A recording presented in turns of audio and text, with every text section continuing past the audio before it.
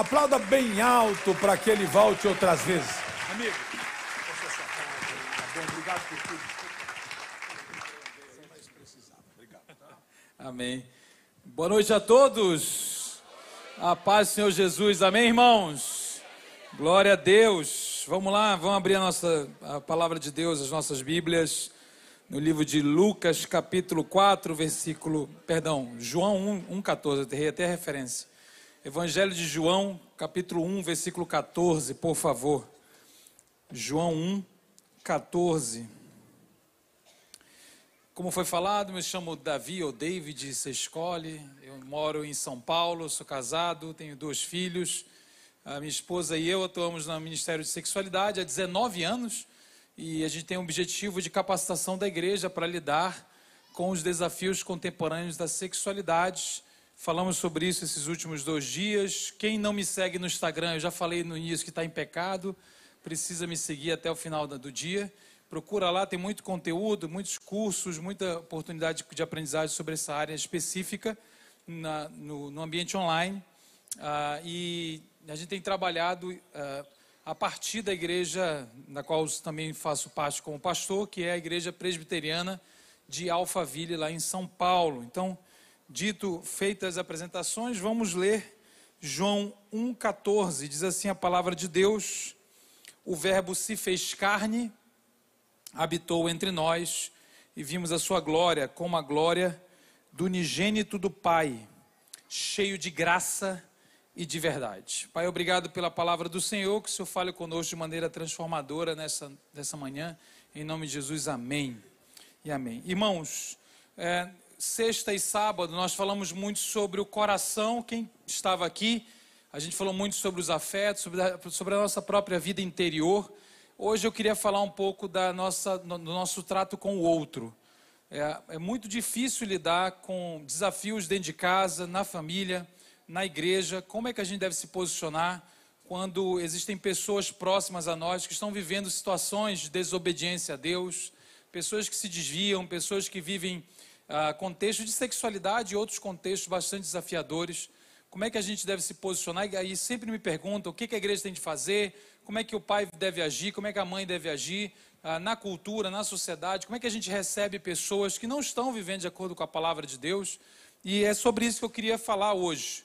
Esse texto fala que Deus se fez pessoa e habitou no meio de pessoas pecadoras, corruptas, marginalizadas, imorais. O testemunho de Jesus sobre a sua geração não era um testemunho bom. A gente fala muito mal, e com razão, né? Fala muito de Sodoma, por exemplo, né?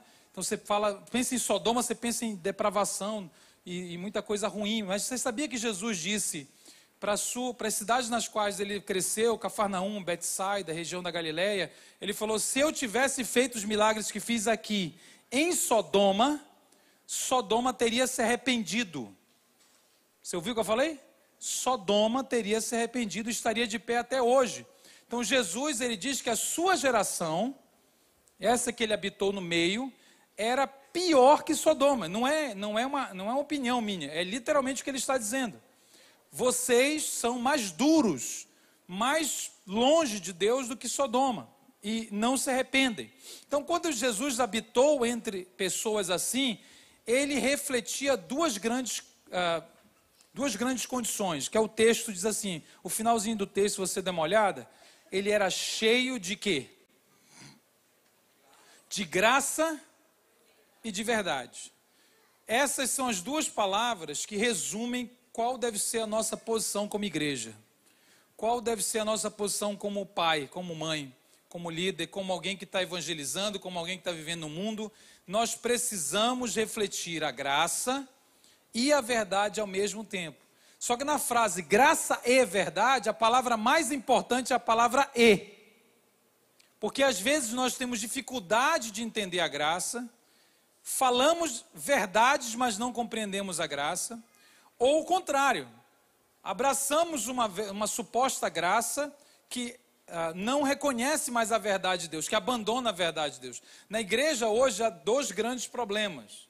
Ou a gente abraça conceitos de verdade, fala a verdade, você pode ter razão e não refletir o evangelho. Você pode falar versículos e não refletir o evangelho. Você pode ser doutrinariamente correto, mas ser uma pessoa arrogante. Ser uma pessoa que não consegue lidar com certas situações que você precisa saber lidar, porque a graça de Deus, ela alcança pessoas que a gente às vezes não gosta. Então, a verdade precisa ser entendida com a graça e vice-versa. Então, eu queria, para a gente resumir, eu queria que a gente falasse primeiro sobre a dificuldade de entender a graça. A graça não é uma coisa fácil, não é uma coisa simples de ser vivida. E depois eu quero falar sobre a dificuldade que a gente tem com a verdade. Então, é como se andasse, imagina que são duas pernas, graça e verdade. Então, eu preciso transmitir a verdade de Deus, é inegociável, mas eu preciso ser uma pessoa que transmite a graça. Então, eu não posso andar numa perna só. O primeiro problema é quando a gente não compreende a graça de Deus. Irmãos, isso é muito sério, isso é muito importante. Muito importante. A graça de Deus, ela nos lembra que nós não somos salvos aqui por mérito nenhum. Não tem a ver com o nosso currículo moral, não tem a ver com a nossa capacidade, não tem a ver porque eu sou hétero, eu sou pai de família, eu sou virgem, eu era bom, eu era maravilhoso. Aí Deus me olhou e falou assim: eu vou salvar esse cara aí. Nós não estamos vivos por causa da nossa competência moral. Você está de pé, vivo pela graça de Deus. O apóstolo Paulo, em 1 Timóteo capítulo 1, ele chega a dizer que ele que era o principal dos pecadores, o maior dos pecadores, e Deus havia salvado para que ele mostrasse a paciência de Deus. Só que certas pessoas despertam em nós certas repulsas, irmãos, isso que é a verdade. A igreja ela é um desafio porque não está na igreja quem você quer que esteja. Isso é um problema, né, irmão? Não está na igreja quem você quer que esteja. Deus salva pessoas e coloca do seu lado, na igreja, pessoas que, me perdoem, irmão, se dependesse de alguns de nós, não seriam salvas. Se o pastor o pastor mostrou várias igrejas aqui, né, locais. Se um pastor chegasse numa cidade e pudesse decidir quem seria salvo, você acha que ele faria o quê? Se o pastor pudesse escolher quem seria salvo aqui, ele escolheria todos vocês? Tem gente chata pra caramba. Não é o pastor que decide. Não é o pastor que aponta e vai salvando as pessoas. É Deus que salva pessoas que a gente olha e fala assim, mas não é possível.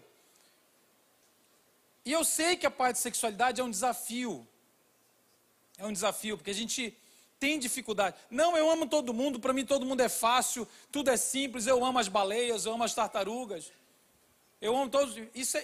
Isso não existe, tem coisa que é difícil. Principalmente quando está dentro de casa. Uma vez eu conversei com um pai de família, um irmão, ele falou para mim assim, eu era instrutor da Marinha, e todas as vezes que eu encontrava uma pessoa efeminada, que chegava até a Marinha, e eu sabia que ele era homossexual, eu o torturava.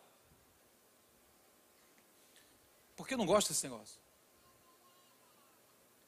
Passaram-se 20 anos, o filho dele havia dito que era homossexual.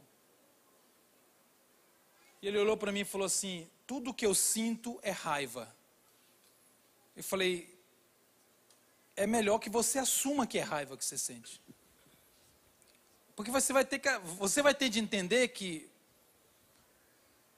esses anos todos de igreja, da compreensão do evangelho, ainda não foram suficientes para você olhar para o seu filho, e mesmo que sem aprová-lo, porque a graça não é aprovação. Nunca esqueça disso. O amor não é aprovação. Mas olhar para ele e entender que o evangelho, ele é aquele que leva a salvação para pessoas que você torturava. Só que agora não é filho do outro, agora é meu filho. Existem coisas difíceis de lidar, irmão. Eu falei, eu acho que foi ontem. Existem coisas difíceis, principalmente dentro de casa, porque, como eu disse ontem, eu vou repetir, todos nós que somos pais temos um filho ideal na cabeça que nunca nasceu. E é preciso sepultar o filho ideal para amar o filho real. As nossas idealizações, o que a gente queria que acontecesse, do jeito que a gente queria que fosse, a vida não é como a gente imaginava e cada vez fica mais difícil porque a gente tem de lidar com a realidade dura, difícil. E pensando assim, como é que eu vou mudar essa pessoa? Como é que eu vou mudar essa pessoa? Irmãos, quem muda é o poder do Espírito Santo. Nós não temos capacidade de mudar ninguém. Então a gente precisa, não é mudar, é ser um testemunho da graça e da verdade.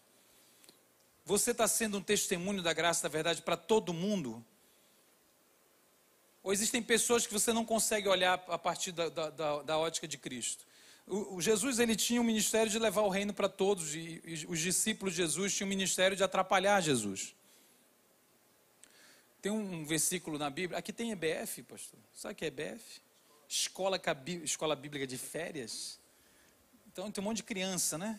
Aí brota criança em tudo que é canto. Eu lembro que nas EBF, lá quando eu era menino, usava-se muito um versículo que é assim, deixai vir a mim os pequeninos. Você já viu esse versículo? Porque deles é o reino dos céus, não os embaraceis. E tem gente que acha que é um versículo fofo, né? Uma coisa meio assim, né? Parece a Xuxa falando, né? Deixai vir a mim os pequeninos. Coloca para as crianças, os pequeninos, deixai vir a mim. Irmãos, este é um dos maiores tapas na cara do Novo Testamento. Jesus olhou para os discípulos e falou assim, parem de impedir que pessoas entrem no reino de Deus. Que pessoas? As crianças. Por que vocês estão atrapalhando? Por que vocês estão embaraçando? Ele pegou a criança, colocou no centro e falou assim, para o reino é para esse tipo de gente aqui. Porque, imagina, os discípulos não eram os demônios, irmãos.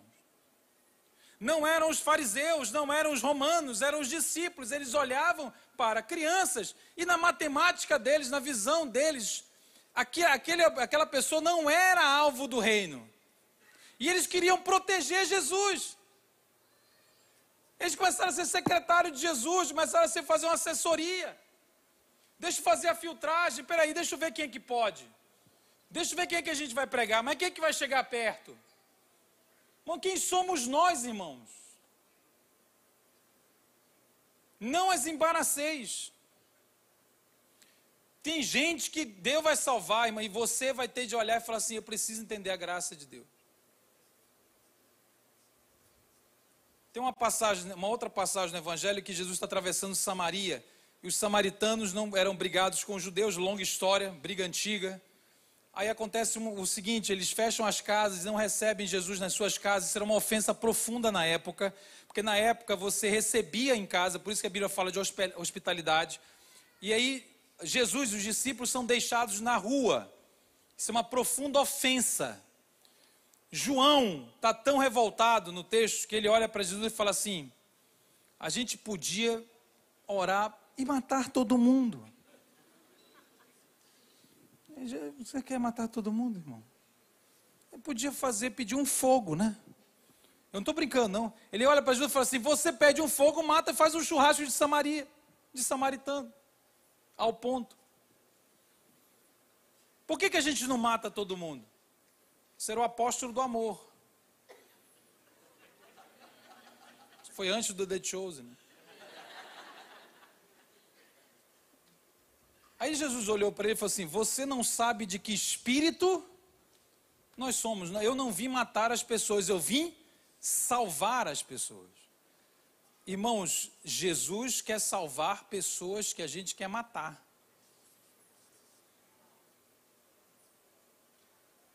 Não, eu não tenho esse problema, eu sou gente boa, eu gosto de todo mundo, está tudo bem. Não está tudo bem, irmão. Se a gente não entender a graça, a gente começa a se sentir melhor. A gente começa a se sentir, poxa, mas eu não sou tão pecador assim, não foi tão difícil me salvar, porque afinal de contas poxa, mas aí, né, você está comparando também, né? Irmão, quando eu comecei o ministério, eu não tinha nada a ver com esse assunto, nada a ver. Estava vendo a minha vida lá, tal. E eu tive uma ideia brilhante que foi missionária, sopa para mendigo. É impressionante como é sempre essa ideia.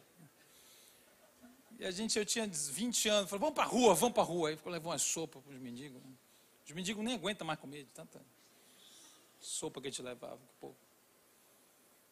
E aí, tinha um grupo de travestis assim, eu nunca fui travesti, o pessoal acha, né, que eu tenho um testemunho forte, mas é fraco. É uma decepção.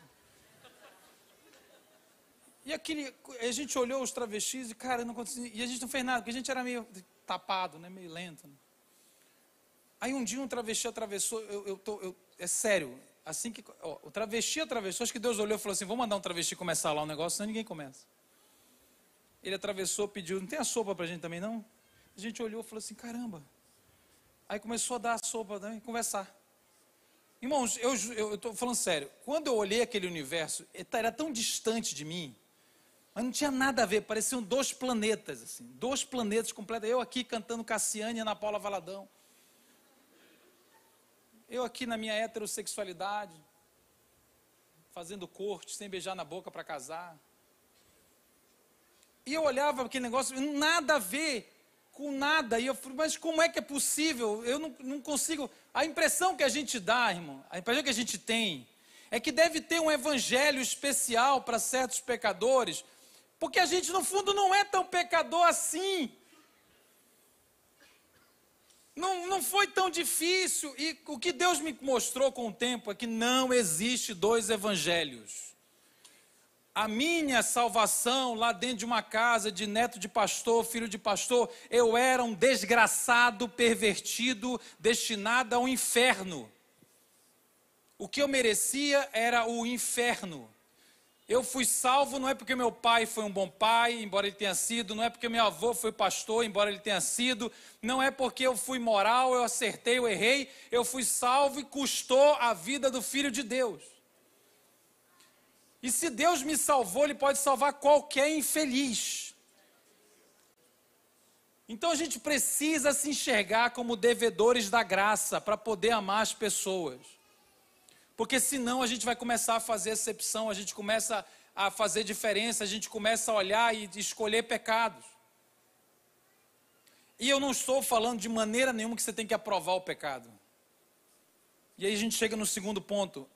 A verdade, é claro que também é importante, do mesmo jeito que a graça é importante, compreensão da graça, a verdade ela não vai morrer nunca, a verdade é aquilo que não muda, a verdade é aquilo que nos confronta, que nos transforma, o mundo odeia a verdade, eu sei, a Bíblia fala coisas que o mundo detesta, e o mundo vai continuar detestando, não vai ter jeito. Há uma tensão na relação da igreja com o mundo, porque a igreja precisa ser fiel à verdade. E quando ela for fiel à verdade, ela decepciona o mundo, que quer aprovação. E nunca vai ter, a menos que a igreja se desconfigure. E eu sei que é uma tentação de algumas pessoas, talvez mais novas, que falam, é importante amar. Vamos parar desse negócio de verdade, esse negócio de pecado, vamos falar de amor. Quem estava aqui ontem, eu expliquei um pouco sobre o amor, o problema do amor. A verdade é necessária para que a gente saia da infância, para que saia de nós, para que a gente não crie, melhor dizendo, uma bolha infantilizadora que chame de igreja, e você tem um Deus que está sempre concordando com você. Se você quer um Deus que está sempre concordando com você, você nunca vai conhecer o Deus da palavra. Irmãos, eu quero terminar falando o seguinte, eu vou ser bem breve, viu, pastor? Porque tem culto daqui a pouco, né? Tem culto daqui a pouco, eu tenho que terminar. Uma vez eu estava pensando sobre essa coisa da verdade, né? E como a gente não gosta de ouvir a verdade, como a gente foge da verdade, como uma criança. E eu lembro quando eu tinha um menino pequeno, meu filho tem 10 anos, mas quando ele tinha uns 4 anos, ele falou, pai, eu fico imaginando ele falando, pai, vamos no shopping. Tem shopping aqui, gente? Em Londres tem? Estou zoando, né? Eu sei que tem. E aí vamos pro shopping, o que você quer? Eu quero ser feliz, eu quero comer a McLanche feliz. Não é comida, é felicidade. Eu quero comer 2 caixas, que eu quero ser muito feliz hoje. Aí o menino foi, a mãe não foi, eu tive que, né? Aí a gente aloprou. Comprei as 2 caixas, comeu, loucamente. Falou, agora eu quero 2 casquinhas. Você está ligado na casquinha? A mista. Aí ele olhou, eu quero 2. O moleque, ele já estava meio tonto antes que ele tivesse um coma glicêmico. E o conselho tutelar aparecesse. Eu falei, vamos embora, né? Vamos sair daqui da área do crime, né? Puxei o menino, vamos embora para casa. E aí, irmão, tem uma lei espiritual no Brasil, que tem uma potestade, né? Que todas as vezes que você está saindo, você chega na cancela assim do shopping, a sua mulher lhe manda uma mensagem. É uma potestade. E ela diz assim: amor, traga açaí, melancia, absorvente e pão. Mas é quando você está saindo. E não tem nada a ver uma coisa com a outra, né? É absorvente, açaí, melancia e pão. Aí eu levei um moleque para o supermercado, pai, roda, é 30 minutos para achar, tem que pedir um Uber dentro do supermercado. E o absorvente é o noturno com abas longas. Eu não faço ideia aonde coloca a aba. E aí você fica procurando aquele negócio noturno com aba longa, é o Batman, é o noturno. Aí você acha o diurno, você acha o de aba curta, você acha o diabo, né? Aí irmã, tudo bem? Você sabe onde vai a aba? Começa a pedir ajuda, né? Aí, irmã, é 40 minutos, você pega a melancia, você está testando já o absorvente da melancia para ver se... E aí vai, vambora, vamos pagar. E vai chegar no caixa, tem aqueles... Perto do caixa, o meu filho olha por Ruffles. Que é um outro demônio. Ele fala: pai, eu quero uma Ruffles. Irmãos, eu lembro que eu tenho autoridade, que eu sou um homem, né? Que eu sou um macho. E o que eu falo para meu filho? Eu falo: não. Letra A. Ele olha para mim e fala: obrigado, pai, porque você é o melhor pai do mundo e cuida da minha saúde bucal. Letra B. Pai, obrigado porque o Senhor espelha a verdade e a graça do Evangelho. Ou letra C, ele começa a girar gritando: ah! E nessa hora passa um solteiro e fala assim: quando eu tiver um filho nunca vai fazer isso. Eu mato os solteiros toda semana. Casa infeliz, desgraçado. Irmãos, ele está girando, eu pergunto o seu nome, ele fala Ruffles. Ele fala batata da onda. Vira o pescoço, vomita, tem que chamar um padre. Irmão, por que ele está berrando e girando aqui no chão? Porque eu disse: estes somos nós. Nós não queremos ouvir a verdade. Nós não queremos ouvir a verdade. Deus está falando com você. Deus, ele condena o nosso pecado e a gente esperneia. Mas não tem jeito, só tem um jeito de sair a infância pelos poros. É ouvindo?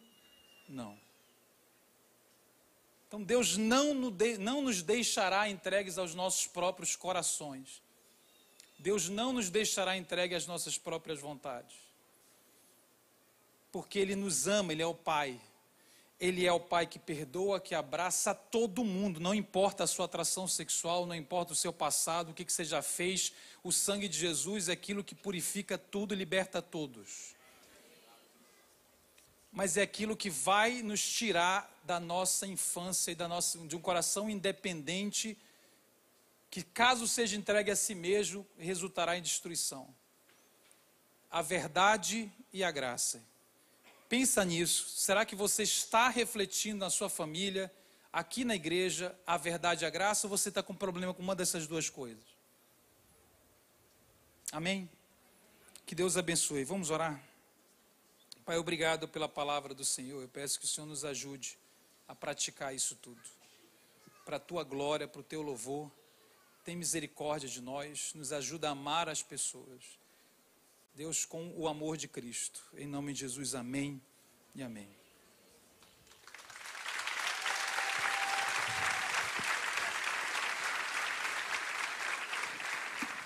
Quantos dizem amém? Amém.